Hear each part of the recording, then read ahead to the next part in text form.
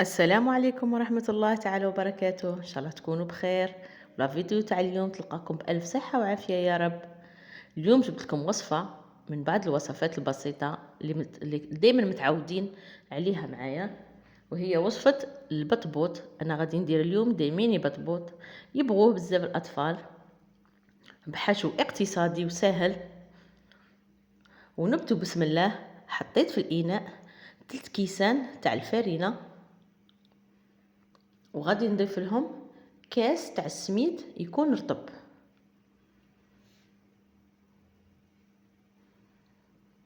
نضيف كاع المكونات مع بعض، ونديروا لهم مغرف كبيره تاع خميره الخبز، ومغرف كبيره تاع السكر، ونصف ملعقه تاع الملح.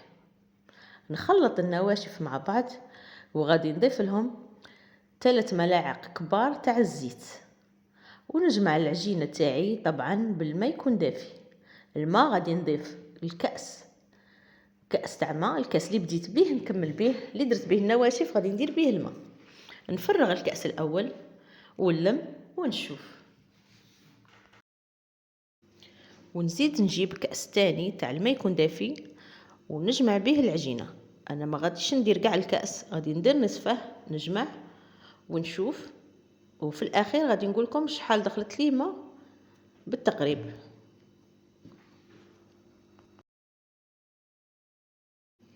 وهنا راهي نجمعت العجينة، دات لي حوالي 2 كؤوس. الكأس مهم، الكأس راه ناقص ملعقة، خليت فيه تقريبا ملعقة كبيرة، وانتوما على حسب نوعية الفرينة اللي عندكم. وبعد ما جمعتها غادي نعجنها حوالي 3 دقائق. نعجنها مليح، بويسك راه فيها سميد، الا تعجنوها مليح حتى تحصلوا على عجينه تكون طريه. والقوام تاع العجينه من تضيفوا لها الماء يلق تكون شويه تتلصق في اليد، ما تخلوهاش ناشفه. ونعجن العجينه تاعي مليح، ونحطها في الاناء ونغطيها ونخليها حتى يتضاعف الحجم تاعها.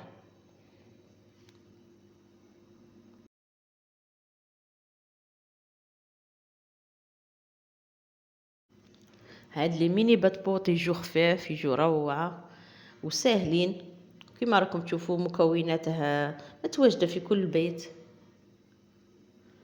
ونخلوا العجينه تخمر كما قلت لكم، ما تقلقوش عليها الا قلها ضاعفت الحجم تاعها حتى تشوفوها طلعت. وهي عجينتي بعد ما طلعت راكم تشوفوا وتضاعف الحجم. غادي نهود لها هذاك الاختمار تاعها، ونحطها فوق سطح العمل.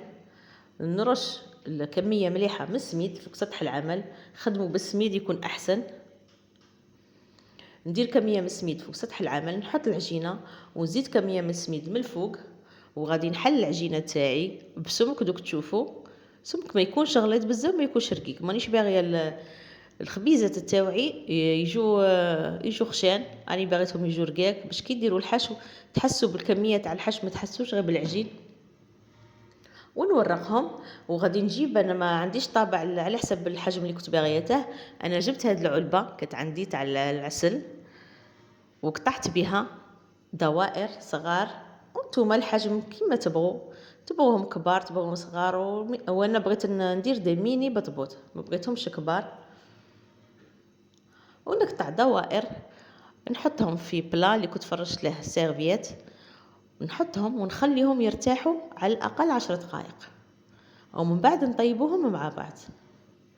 والعجينه اللي تبقى لكم في الجوانب عاودوا عجنوها وخلوها تروبوزي 5 دقائق، وعاودوا حلوها وقطعوها بنفس الطريقه.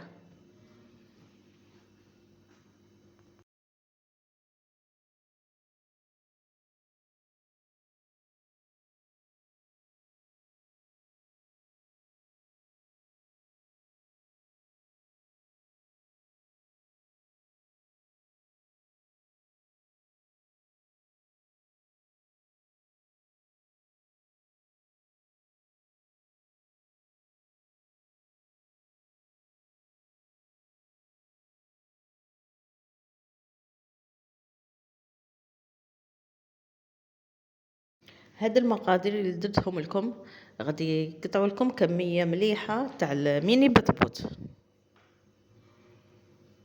وما ملا بقى لكم نجموا ديروه في كيس ودسوه في المجمد.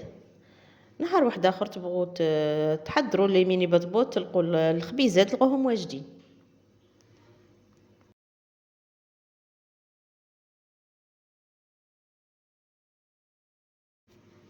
بعد ما ارتاحت هذيك العجينه اللي بقات زدت ورقتها قطعتها دوائر بنفس الطريقه اللي درت مع الخبيزات الاولين. وهنا بعد ما ارتاحوا لي درت الطاجين تاعي حما، راكم تشوفوا ارتاحوا وضاعف الحجم تاعهم شويه. هنا خمروا راهم ملاح، غادي نروح نطيبهم مباشره. درت الطاجين تاعي حما على نار تكون متوسطه، ما تكونش قليله وما تكونش قويه بزاف، النار تكون متوسطه. وهنا طريقه الطهو هي المهمه في هذه الوصفه تاعنا. ونحط الخبيزات تاوعي هنايا، غادي ندير 4 ولا 5 خبزات، وكل 10 ثواني نقلبهم. كي نشوفهم بداو ينتفخوا معايا نقلبهم. بهذه الطريقه غادي يجيني الخبز تاعي خاوي من الداخل وما يجيش معجن. مهم تبعوا، ما بغيت نحذف لكم والو. هنايا راكم تشوفوا كل 10 ثواني نقلب ونطيب كاع الخبيزات تاوعي بهذه الطريقه، ونكمل الكميه اللي عندي، ومن بعد نروحوا نعمروهم مع بعض.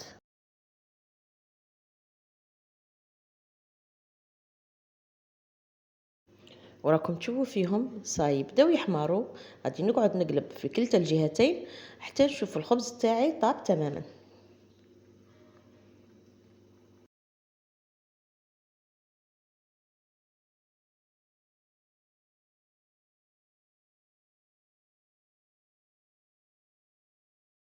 وراني كملت كاع الخبيزات تاوعي، طيبتهم، حطيتهم في البلا اللي كنت فرشت له سيرفيت وغطيتهم. وها هما راكم تشوفوا في اللون جاو حمرين، جاو طايبين، جاو روعه. والحشو انا هنا كنت محضره الحشو من قبل، ما بغيتش نطول عليكم لا فيديو.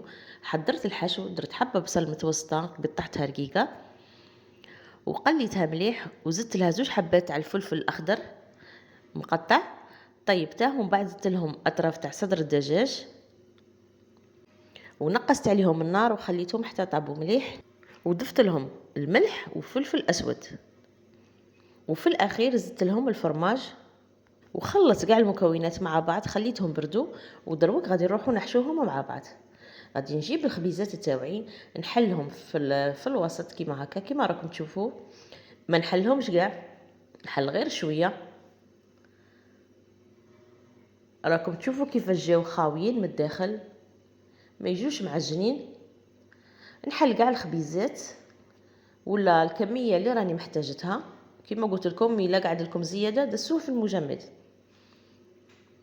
ونعمرهم بطريقه سهله. والحشو كيما قلت دائما يبقى اختياري، كل وحده واش تبغي تحشي الخبيزات تاعها. نعمروا الخبيزات وتشوفوهم من بعد واجدين معايا. وانا رافقتهم مع حساء تاع خضر، بويسك رانا في فصل الشتاء، الا نديروا الخضر حاجه حاميه معاهم. ونتمنى تكون عجبتكم الوصفه تاع اليوم. ولو وصلتوا معايا حتى لهنا نقول لكم ما تنسوش الاشتراك في القناه وتفعيل زر الجرس باش يوصلكم كل جديد، وترك تعليق محفز.